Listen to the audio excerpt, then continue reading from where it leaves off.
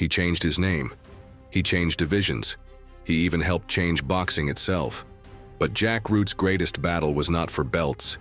It was for a place in history that almost forgot him. Born in a foreign land and reborn in the American ring, he carried more than gloves. He carried the weight of a new identity, a new class, and a new legacy. This is the story of Jack Root, the first light heavyweight champion of the world. He was born Janos Rutheli on May 26, 1876, in Frahelj, a small village in what is now the Czech Republic.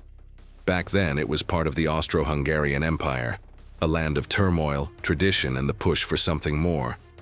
Like millions of others, his family looked westward, to America. He arrived as an immigrant child carrying an unpronounceable name and a hunger to prove himself. In Chicago, Janos became Jack, and Jack found boxing. The streets were hard, life was harder. But there, among the smoke and steel, he discovered boxing, not as a game, but as a path, a way to become someone. Jack Root wasn't the biggest, he wasn't the flashiest, but he was disciplined, he was technical, he was relentless. He fought as a middleweight at first, but as he grew there was a problem. He was too small for the heavyweights and too big for the middles. So he carved out something new. In 1903, promoter Lou Hausman had an idea. A new weight class right in the middle. The first ever light heavyweight championship. Jack Root would be the pioneer. On July 4, 1903, he faced George Gardner in what many historians regard as the inaugural light heavyweight title bout. He lost that fight, but he didn't lose his place in history. Because Root wasn't just a fighter, he was the foundation of an entire division. It started with him. But Jack Root wanted more. He set his eyes on the heavyweight crown, the most coveted title in all of boxing.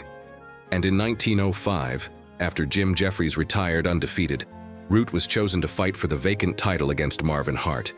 It was a brutal, grinding match. Root, never known for knockout power, was worn down. In the 12th round, the referee stopped the fight. Marvin Hart was declared the new champion. For Root, it was a bitter loss. The dream of becoming heavyweight king had died under the lights of Reno. Worse yet, history seemed to remember Hart, Jeffries, Johnson. But Jack Root? He started to fade from memory. The man who opened a new weight class, the technician, the pioneer. Slowly, quietly, he was forgotten. After retiring from the ring, Root didn't vanish. He became a respected referee, a ringside judge, a guiding voice in the sport he helped shape. He served as president of the Los Angeles Olympic Auditorium, one of boxing's great temples. He mentored fighters, supported the sport behind the scenes, never bitter, always composed. He never bragged, never demanded the spotlight. But history has a way of circling back. In 2011, nearly half a century after his death, Jack Root was inducted into the International Boxing Hall of Fame. It was more than overdue. It was redemption. Because the sport finally remembered its architect. Jack Root died in 1963. Not a household name, not a celebrated champion, but something deeper. He was a builder, a quiet innovator, a man who stepped between weight classes and carved a space for thousands to follow. Boxing is often measured in knockouts, in belts, in roars from the crowd, but sometimes it's measured in foundations. Jack Root was never the loudest man in the room, but every light heavyweight who ever raised a belt owes something to his silence, because he was the first. And sometimes being first means being forgotten.